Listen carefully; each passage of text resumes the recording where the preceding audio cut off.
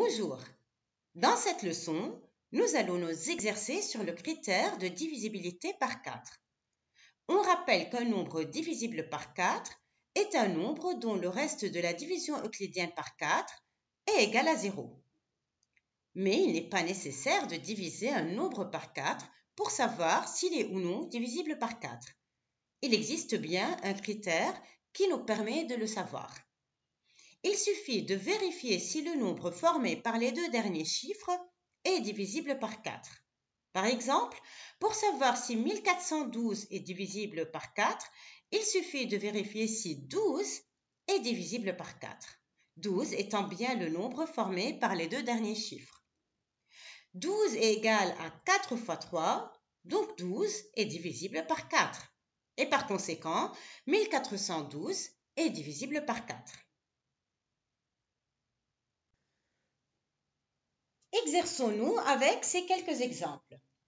Lesquels de ces nombres seront dans l'ensemble des multiples de 4 et lesquels ne le seront pas? Rappelons-nous d'abord la table de multiplication de 4. Il faut bien connaître les multiples de 4 jusqu'à 4 fois 11, soit jusqu'à 44.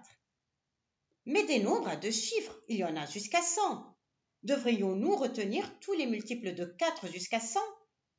La réponse est non. Je vous invite seulement à connaître quelques produits supplémentaires. D'abord, 4 fois 15 qui est égal à 60. Ce produit nous rappelle les minutes et les heures. 4 quarts d'heure font 1 heure, autrement dit, 4 fois 15 minutes font 60 minutes. Ensuite, le produit de 4 par 20 qui vaut 80 et enfin, le produit de 4 par 25 qui vaut 100. Commençons avec 328. Est-il divisible par 4? Il faut regarder le nombre formé par ces deux derniers chiffres. Il s'agit de 28. 28 est le produit de 4 par 7. 28 est donc divisible par 4 et par conséquent, 328 sera dans l'ensemble des multiples de 4. Passons à 242. Comment pouvons-nous savoir s'il est divisible par 4? Oui, en regardant le nombre formé par ces deux derniers chiffres, ici 42. 42 est situé entre 40 et 44. Il n'est pas un multiple de 4. 242 n'est pas un multiple de 4 non plus. Il ne fait pas partie de l'ensemble des multiples de 4. Et maintenant, 54 264. Comment pouvons-nous savoir si ce nombre est divisible par 4? Oui, en vérifiant si 64 est divisible par 4. Mais 64 ne fait pas partie des produits que nous avons écrits. Cherchons dans cette liste un produit proche de 64.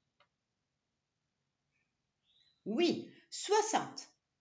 D'habitude, pour passer d'un multiple de 4 à un autre multiple de 4, nous ajoutons ou nous retranchons des 4. Nous pouvons constater ici que 64 est égal à 60 plus 4. Ainsi, 64 est un multiple de 4. En effet, 4 fois 15 vaut 60, donc 64 est égal à 4 fois 16. Par conséquent, 54 264 fait partie des multiples de 4. Qu'en est-il de 92? Proposez un multiple de 4 proche de 92. Nous pouvons considérer 100 ou 80. En considérant 100, nous obtenons que 92 est égal à 100 moins 8. 100 est égal à 4 fois 25 et 8 est égal à 4 fois 2. 92 est ainsi égal à 4 fois 23. Il est un multiple de 4. 0 est-il un multiple de 4? 0 est un multiple de tous les nombres. 0 vaut 0 fois 4. C'est un multiple de 4. Et maintenant, 183. Est-il possible que 183 soit divisible par 4? Non, ce n'est pas possible. 183 est un nombre impair. Or, nous l'avons dit, nous obtenons des multiples de 4 en ajoutant ou en retranchant des 4, donc des nombres pairs, aux multiples de 4 que nous connaissons et qui sont tous pairs. Les multiples de 4 sont donc des nombres pairs. Ainsi, 183 n'est pas un multiple de 4. Et le 206? Il faut vérifier si 6 est divisible par 4.